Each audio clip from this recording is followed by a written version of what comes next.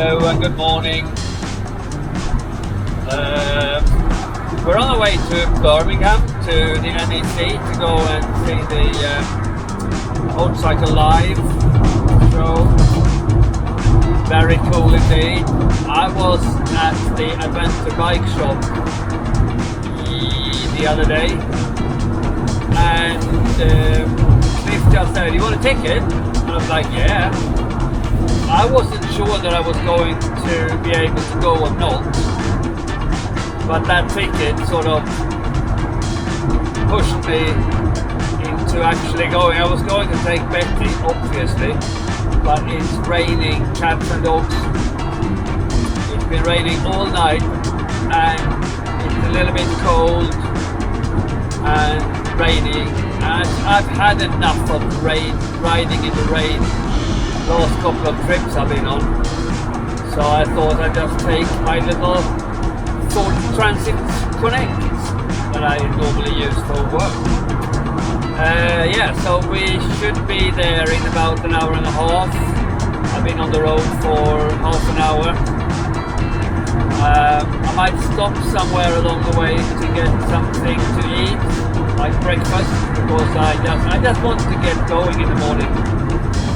So let's see if we can find something to eat on the way, and we should be arriving just before noon at the NEC in Birmingham.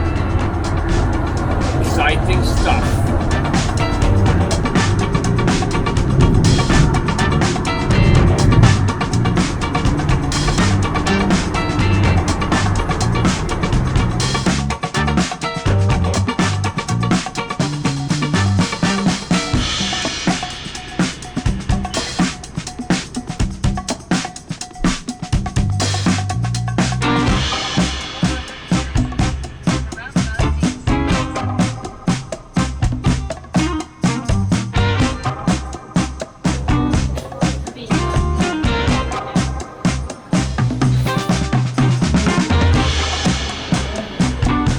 Sausage, bacon and egg.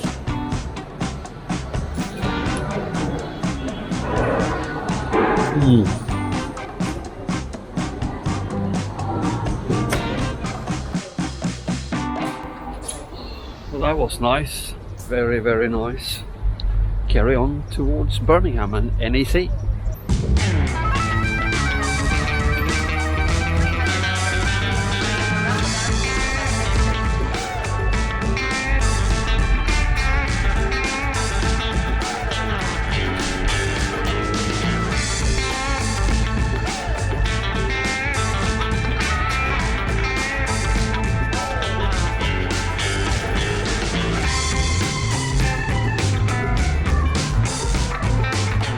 Alright, we have arrived finally at NEC, parked the car, and now we're going to go on a bus to the entrance.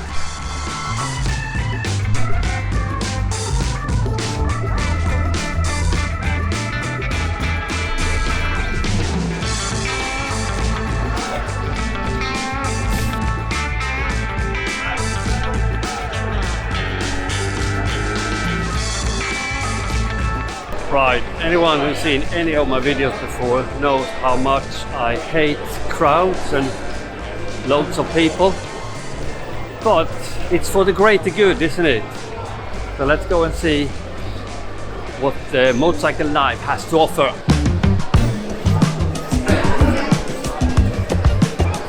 Right, wicked, we're inside.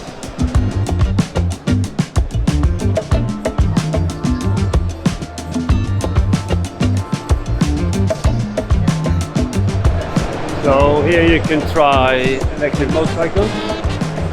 I did that once in Sweden on the Touratech event. I tried a Zero. It's quite cool.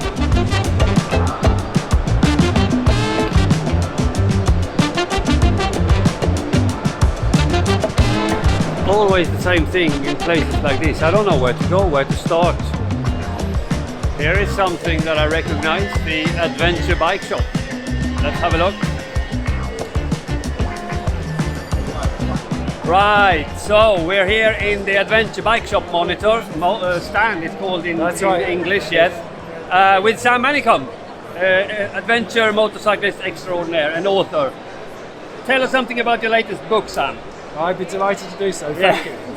The latest one is called The Moment Collectors, and I love this book because each chapter is by a different author. Some of them are really well known, right the way through to people that have never written before, but I was following him on social media and thinking, what a story, and you can write, you should be published. So we work together. The beauty of this book is that you've got people who are riding two up, you've got people who are solo females, solo males, or couples riding together, so it's a real mix. It's who you could expect to come across when you're on the road. When you're on the road, exactly. Yeah, exactly. That's why I travel alone, because if I stop at the petrol station on my own, people come up to me. Yes. But if I'm stopping there with my mate, we talk to each other and we meet no other people. And it's so much more fun to meet people on the road when you are so fascinating people that you would never have met otherwise. Oh, I totally agree. I spent most of my life travelling solo until I met my partner Birgit. Yeah. But fortunately, she likes to talk too. Right. So, we'll talk to everybody and anybody. So we still manage to retain that. Oh, absolutely. Long stops then. All right. But we're never in a hurry. No, that's the truth. Never be in a hurry. Never have a goal. My finish line is almost always the same as my starting point. And I travel around, hence the name of my YouTube channel, Around on a Bike. I travel around, not to and from. And I'm always watching your YouTube channel. Oh, do you? I love your posts. Oh, Rikard. Great, thank you. That's pretty heavy words coming from someone like you. Right. I'm just an ordinary guy who's been very fortunate. My books doesn't sell much. I have to say, that's like 1 month or something. But that's need to come out and do books. I know. Buy my books, but also this one. I will now buy this one and put in my backpack and carry around for the rest of the day. That's how committed I am to That's how you build literary muscles. Exactly. Thank you so much for talking to me. Right, thank you. Cheers. Bye. All right, so that was amazing. I was a little bit starstruck there, to be honest. Right, let's go just follow the lanes here and see what we can find.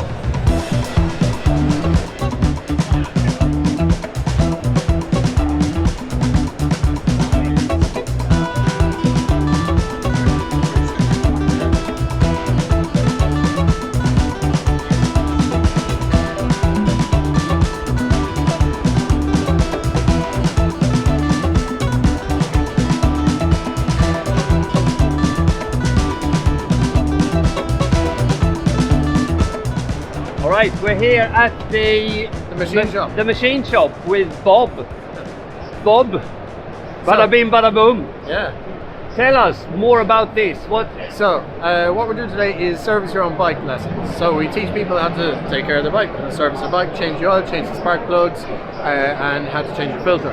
So the reason we do that is because everybody's getting ripped off by manufacturers and dealers. You go to your service centre and they're going to charge you £380 to service this bike. Especially if you have one of those. Exactly, yeah. So an R1200 GS or a 1250, £380 to the basic service. Yeah. What we do today is change the oil, change the spark plugs for about £50. Yeah, we do it. I've got a Tenere from '98, so that's brilliant. I don't have a problem. Yeah. I mean, you can fix that with barbed wire and chewing gum on a gravel road in Albania. Real bike man. Yeah, but these ones are a little bit more. Are they more difficult to service? Or? Absolutely not. No. Absolutely not. So the whole idea, if you want to film me a little bit, the whole idea of what we do here is to teach people that motorbikes are not any more complicated than they used to be.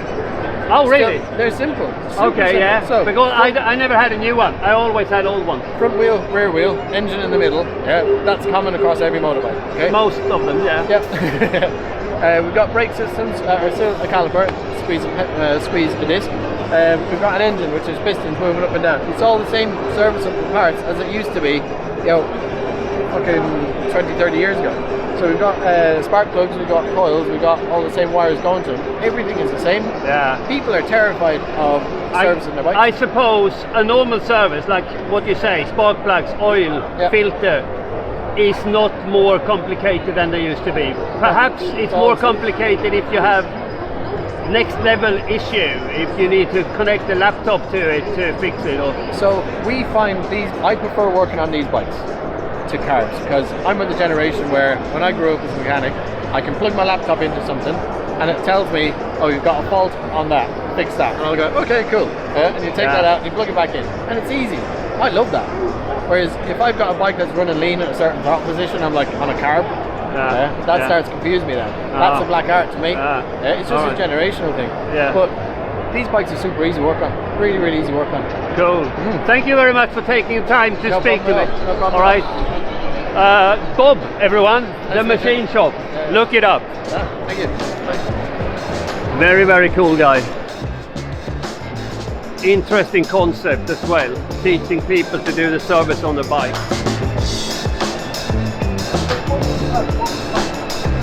What's your name, man? Ruben. Ruben. Yeah. And this is what you want, the gas. Yes. I have a friend who's got one of those. I helped him a little bit with oil change and things. What are you riding now then? Not at the moment. Not at the moment. Young. Too young? Unfortunately. There's no such thing, man. There's no such thing. All right. Good luck for the future, man. Thank you. All right.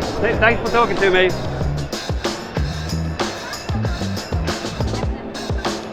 Is it okay if I'm filming a little bit while you're trying it? It's all right? Yeah, cool. Can I ask you a couple of questions as well? No, ask him. Ask you? Ask him, yeah. Ask him. No one wants to be asked questions. All right.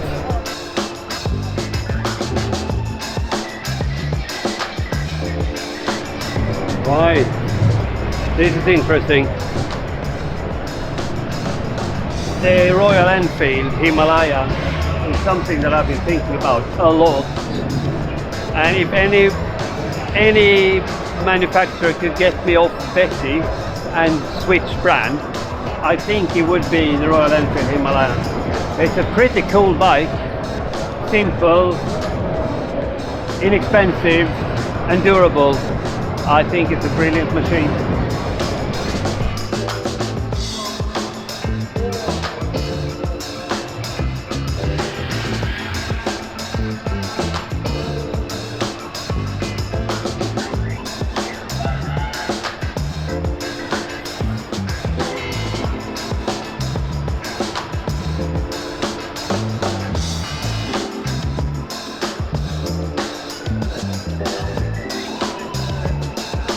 Right, so in the Royal Enfield stand with Pab, who is now going to convince me that I should put my Yamaha 660 from 98 to the side and instead go for the new Himalayan. Tell me why. So the new Himalayan has got a 450cc, 40 horsepower water-cooled engine, upside down forks by Showa. Oh yeah? Yeah, we've also got LED headlamp, a 16 litre fuel tank. 16? 16 fill. Yeah. Sorry, 17 fill, 16 once you top it up, so there's a litre of reserve in there. We've got LED trafficators, front and rear, combined brake and stop lamp on the rears. There's also 2 adjustment seats on there. So we've got. Oh, you can adjust the seat. We've got 2 seats. Because they are quite low, aren't they? Oh, they compared are to. Yeah. Which is nice. But you can lift them up, and you can lower. All right, absolutely, okay. Yeah, so there's 2 positions on there. We've also got a swing arm separate to the actual construction of the bike itself. What else have we got that we can get you more? Switch cubes are unique to the bike itself, along with a TFT. So the TFT, yeah, is a cluster that's totally integrated with Google Maps, Spotify, also with your phone, so you can map your phone and the directions off your phone, tether it straight to the TFT. It will then reimagine what you've got on your phone onto the screen. So that means that I don't have to keep my phone on the handlebar, because that is something that I never do. Yeah. I have a GPS for that reason. Yeah. When I end up in a ditch, I want my phone to be in my inner pocket, not on the handlebar. And that's not so a that's problem quite at all. clever. So it Yeah. just connects. It just tethers across, so it mimics what's on your phone. Yeah. You can then put the phone, like you said, in your pocket. Yeah. There's a USB socket, so you can plug your phone in to keep it charged all the time. You can listen to Spotify while I you're don't. riding. Yeah, Okay. nah. You can talk to your wife or your friends or yeah, your okay. children. Yeah. It does all of that interaction for you while you're riding and enjoying the bike. Yeah. There's also the standard cluster, which shows you the rev counter, the speedometer, all your telltale signs are all on the cluster itself. And apart from that, it's got a much smoother ride than the outgoing Himalayan and also your current bike. A smoother ride Much than my smoother ride. Yamaha Tenere from Absolutely. 98. Absolutely. That's a tall order. It is. Yeah, but because it's- that's like a fucking Chesterfield to sit on. Yeah, right. Okay, I thank you very much. no problem. Is Thank it, you. if there is one bike that can get me off my Tenere, It's this it one. is this one. Definitely this All one. right, cool. Thank you very much. You're welcome. Thank you.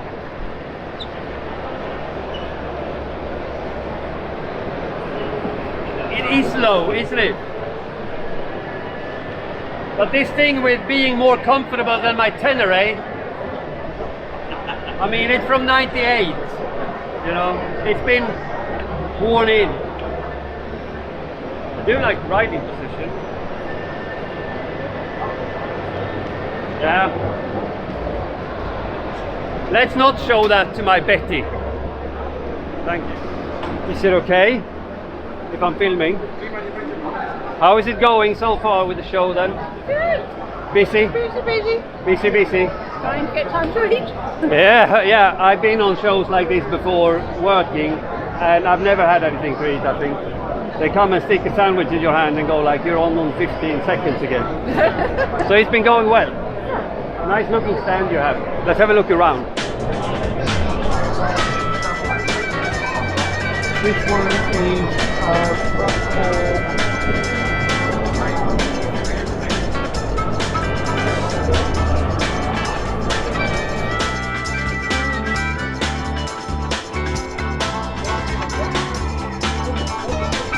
all right, that's it for me. I am tired. A lot of sounds, a lot of people. So now we go to the hotel.